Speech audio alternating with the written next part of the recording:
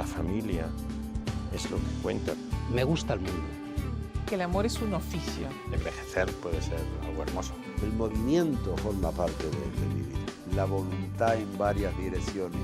La naturaleza humana es imperfecta. No se dan cuenta lo que hay que trabajar. Te ayuda a hacer que sientas. Palabras a medianoche, con Jesús Fonseca.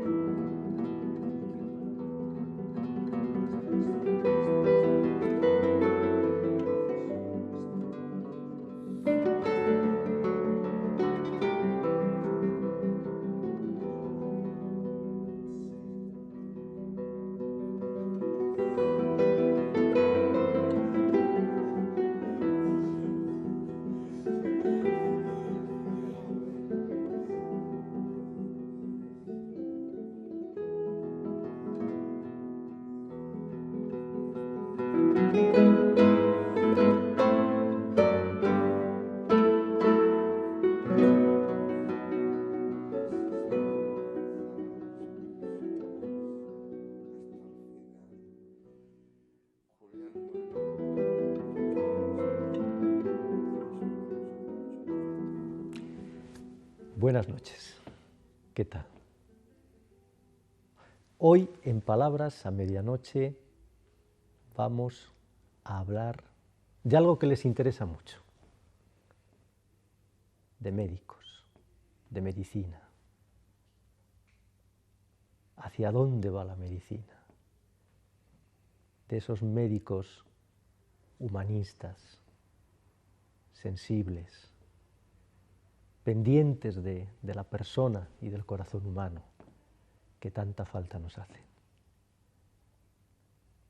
Y lo vamos a hacer, claro, con un médico humanista, con Ángel Marañón, que pertenece a esa dinastía de médicos que ha dado España,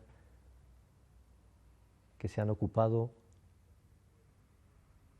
de la afectividad de la persona y que tanto han aportado. Médicos como él, doctores como él, como Vallejo Nájera, ¿se acuerdan de Vallejo Nájera? Al que varias veces entrevisté yo. Pues aquí estamos con Ángel Marañón. Buenas noches, doctor. Buenas noches, Jesús. Doctor Marañón, ¿cómo incorporar la vida a la muerte y la muerte a la vida? Bueno, vaya pregunta, ¿eh? Para empezar, yo le diría a usted que es que en la sociedad actual vivimos un poco de espaldas a la muerte. Se ha implantado una sociedad en la que predomina el hedonismo y la muerte se ve como algo lejano.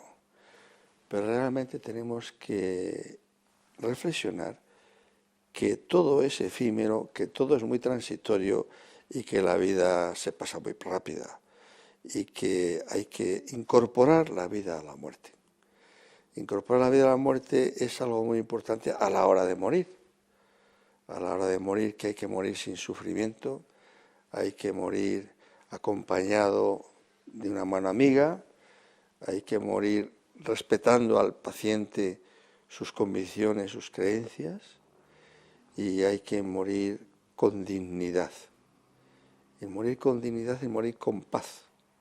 La sedación terminal es necesaria cuando ya se ha perdido todo. Prolongar artificialmente la vida de las personas con técnicas o con fármacos no tiene sentido. Es una pregunta de difícil contestación. Yo me he arreglado como he podido. No sé si le parece adecuada la contestación o no, porque no le veo a usted convencido de ello. No, me parece adecuada, pero la segunda parte, ¿cómo incorporamos la vida a la muerte? Pues es un problema de la propia persona. Tiene que vivir no pensando todo el día en la muerte. Tiene que vivir que todo lo que vive es efímero, que hoy ya es mañana, ya es pasado, y que la vida sigue, y que todo lo que se produce en la vida muchas veces es irrepetible. Por tanto, hay que vivir con un sentido trascendente de la vida. Trascendente de la vida, creyente o no creyente, pero trascendente en el sentido de que la muerte nos acecha, que hemos nacido, como dicen la gente de los pueblos, para morir. Y lo tienen clarísimo, para morir. Y por tanto, conjugar la vida a la muerte es vivir la vida con dignidad, entregado a los demás, con respeto, con orden, con jerarquía, con valores, pero sabiendo que todo lo que estamos haciendo es transitorio, que la muerte nos espera. Veamos, doctor Marañón, algo que a todos nos interesa mucho. Y en este programa, que es un programa humanista también, pues más todavía. La medicina humanizada. ¿Qué hay que hacer para que el paciente sienta que lo tratan como a un ser irrepetible, único? ¿Cómo se consigue todo eso? Bueno, mira, yo creo que la gran parte de los médicos sienten la medicina como una profesión muy vocacional. Y una vocación firme, meditada y decidida. Y quieren lo mejor para sus pacientes. Lo que sucede es que vivimos en una medicina en la que el sistema público, que es magnífico, está colapsado, está sobresaturado. El médico no tiene tiempo para manifestar ese talante humanístico, porque tú me dirás si un médico tiene una hora y tiene 60 o 80 enfermos. Es difícil que la confianza, el afecto y la comprensión que debe existir en esa relación horizontal entre médico y paciente se lleve a cabo.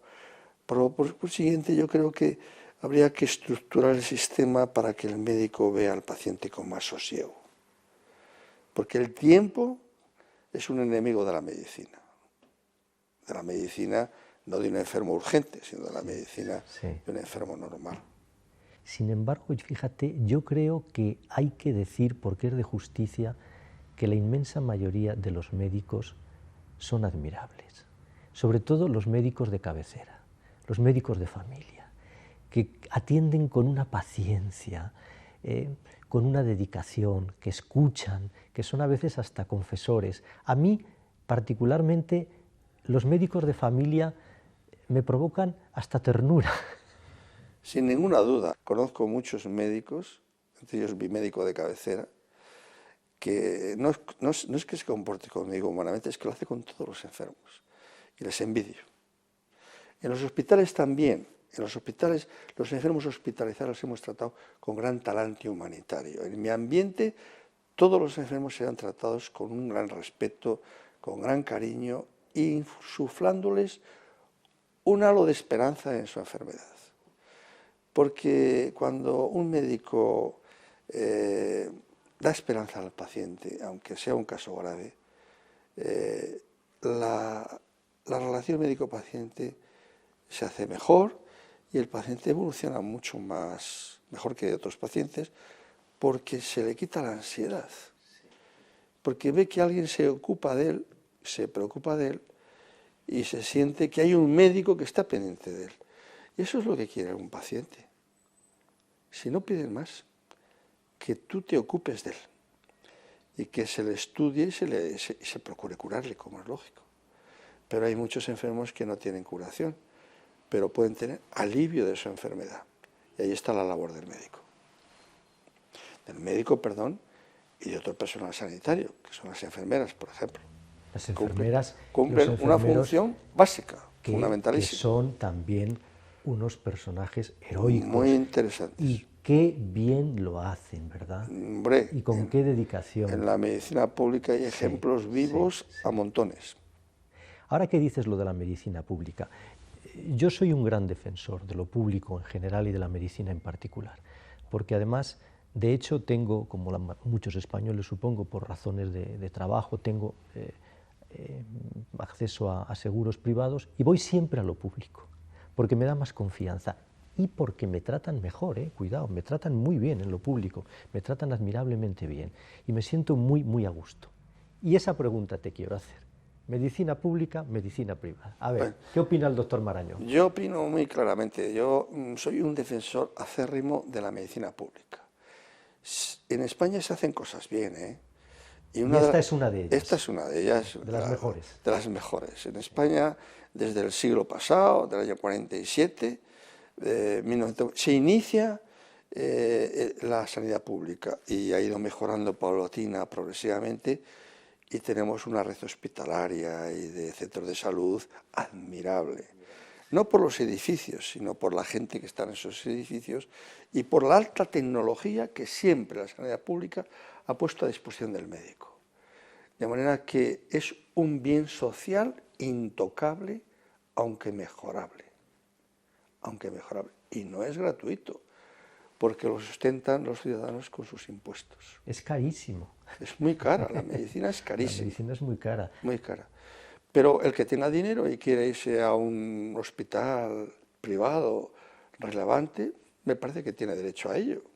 No está reñido una cosa con la otra. Pero yo, si me pongo enfermo, me voy a la pública. Yo también. Me voy a la pública. Me da mucha confianza. Y las experiencias que tengo son positivas. No podemos perder la sanidad pública. Sería una tragedia para España. Pues parecería que hay algunos empeñados en que así sea, ¿eh? Bueno, yo creo que es una minoría. Los médicos en su totalidad defendemos la sanidad pública. Porque la hemos vivido, porque la vivimos y porque sabemos lo que cuesta, lo que vale. Mucha gente ha dejado su vida en la sanidad pública, con gran abnegación, sin mirar el reloj, ni horarios. Y es que el médico no termina su labor de 8 a 3. El médico no es un traje que se le quita cuando llega a casa. Es una implicación las 24 horas del día. Porque dice, bueno, pero usted a las 3 se va a su casa. Sí, pero me llevo a los enfermos conmigo y las preocupaciones que me generan. Qué importante es eso que dices, Ángel. Lo que importa es la persona, no importa la cuenta de resultados, que allí lo que está primando es su salud, es su bienestar y no el dinero, no la rentabilidad. Qué importante es eso.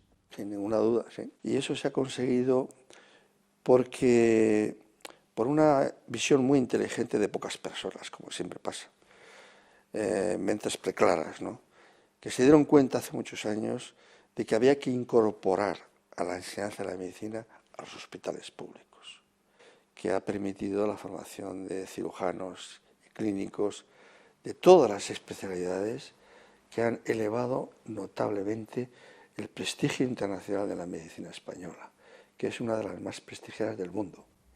Esas personas de las que tú te refieres, personas anticipativas. Eso es muy importante en la medicina, ¿verdad? Ser anticipativo. El hombre muy inteligente, prevenir antes que curar. El hombre muy inteligente piensa mucho más de que no mira el dedo, mira la luna. Piensa mucho más allá.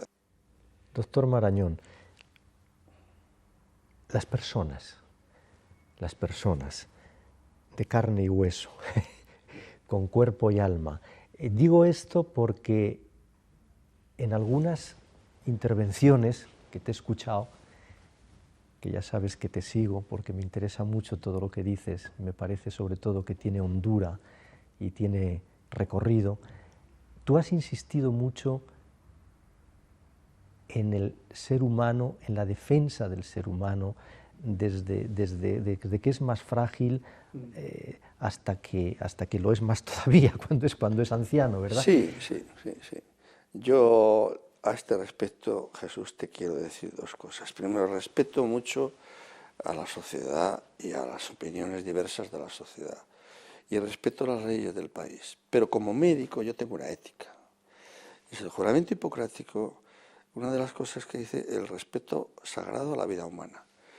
Bien, esto traducido a otro lenguaje, yo te voy a decir que el médico debe ser un valedor de los pacientes.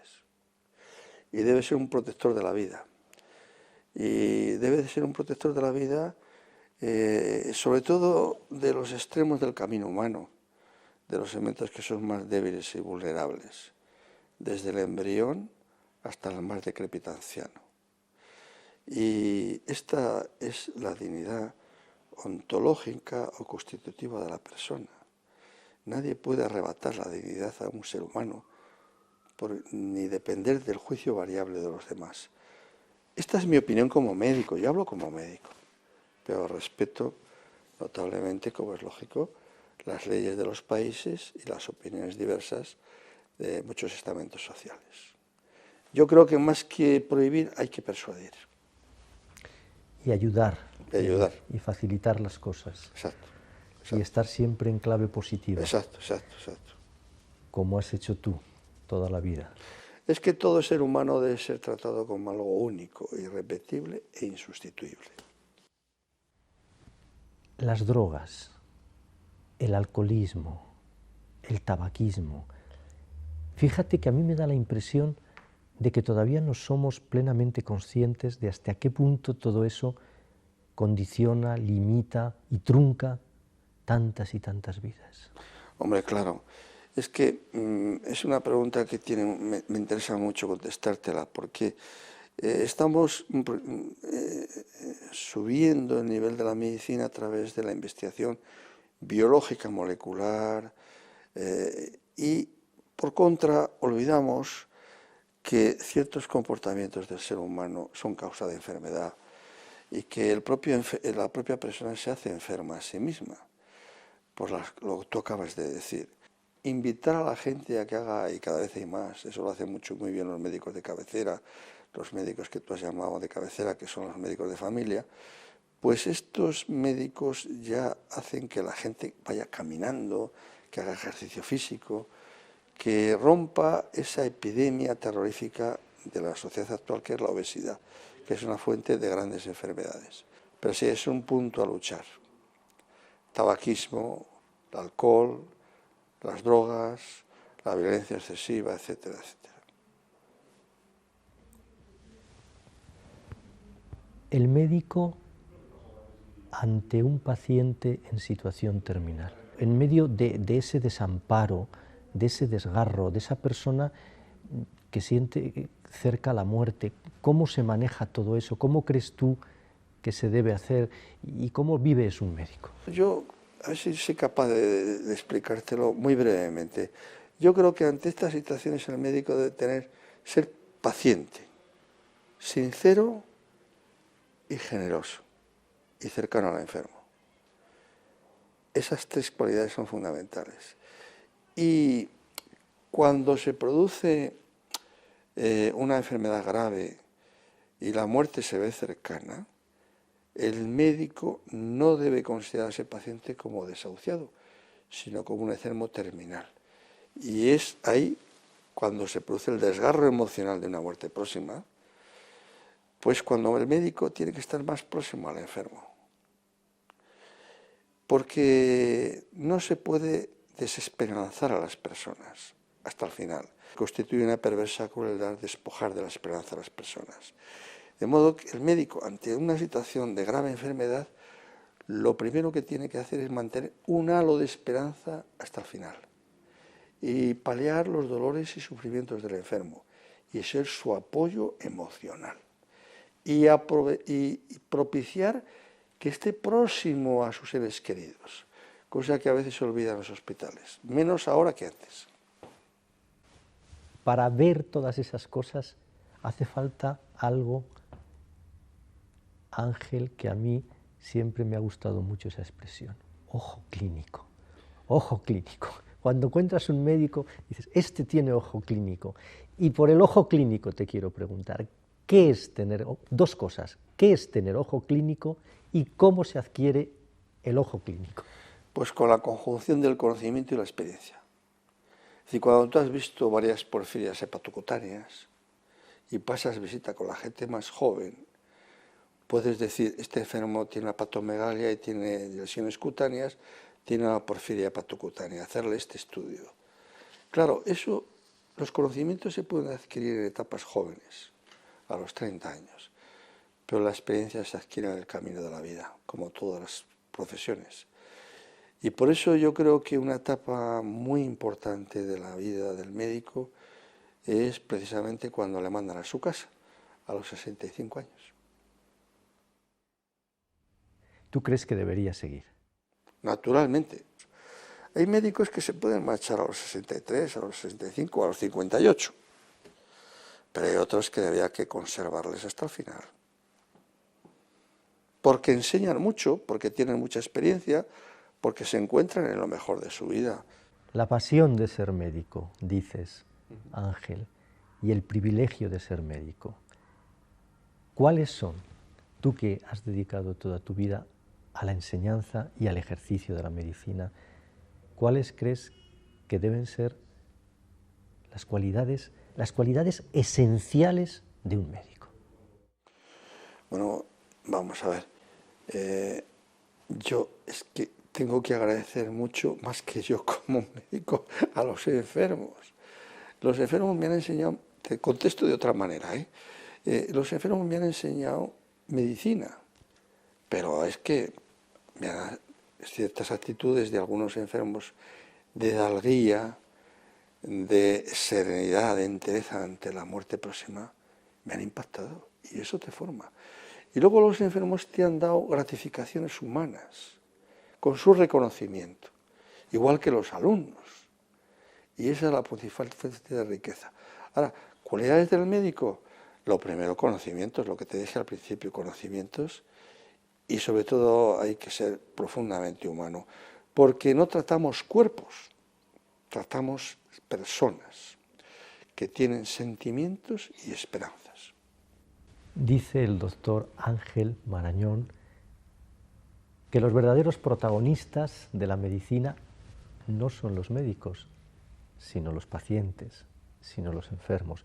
Te lo escuché en una conferencia que diste en la que el hilo conductor, lo que medulaba toda tu intervención era eso. El verdadero protagonista es el paciente, es el enfermo. Sí, sin duda, sin duda. Es la esencia de nuestra vida profesional me refiero, claro. El paciente, al que hay que dedicarle todos nuestros quehaceres.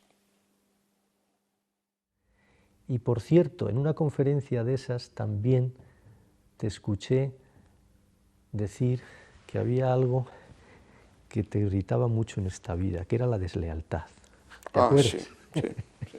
Y la hipocresía. No te gustaba nada que eso de la hipocresía ni la deslealtad. Sí, hay algunas cosas que particularmente son hirientes, ¿no? La deslealtad, pues no hace falta explicarlo mucho. Cuando tú haces por una persona cosas y luego te es desleal, te hiere mucho. A mí personalmente, que soy una persona muy sensible. No sé si conoces aquella anécdota de Luis Cernuda, a ti que te gusta la poesía y que eres lector de poesía. Luis Cernuda, al que se cuestionaba mucho y le hicieron la vida bastante imposible, y entonces en su exilio de México, él decía, ya sé que no me queréis, lo escribió incluso, ya sé que no me queréis, culpa mía o tal vez vuestra, pero bueno, es igual, no os preocupéis, un día me moriré y cuando me muera diréis, qué grande era Luis Cernuda, se murió Luis Cernuda, viva pues Luis Cernuda. Pero estas cosas pertenecen a la irremediable índole hispánica, como pertenecen también personas como el doctor Ángel Marañón, de esa calidad humana y que pasan haciendo el bien, que es como hay que pasar por la vida. Bueno, te tengo una sorpresa. Para terminar esta entrevista, te tengo una sorpresa. Y... Eres un incisivo periodista, ¿eh? Un incisivo periodista. Te tengo una sorpresa. Los alumnos de Ángel Marañón, en un homenaje que le dieron, que además tiene un título muy interesante, Ángel Marañón, médico y maestro, terminaban ese homenaje con una poesía de Víctor Hugo que dice: te deseo por fin que sigas siendo como eres y que en el transparente azul de tu vida habite siempre la poesía, para que mañana y al día siguiente llenes la vida de afectos y cuando no puedas más, hables de amor y aún exhausto continúes en el camino. Si todas estas cosas llegaran a pasar, no tengo nada más que desearte, sino que seas feliz. Pues eso es lo que nuestras telespectadoras, nuestros telespectadores y yo mismo, querido doctor Ángel Marañón, te deseamos. Que seas feliz. Muchas gracias, Jesús. Ha sido un placer estar con ustedes. Gracias a ti y gracias a todos ustedes. Han visto Una noche de médicos.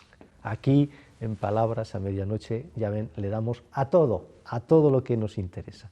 Gracias por estar ahí una semana más y hasta dentro de unos días. Buenas noches, Ángel. Buenas noches.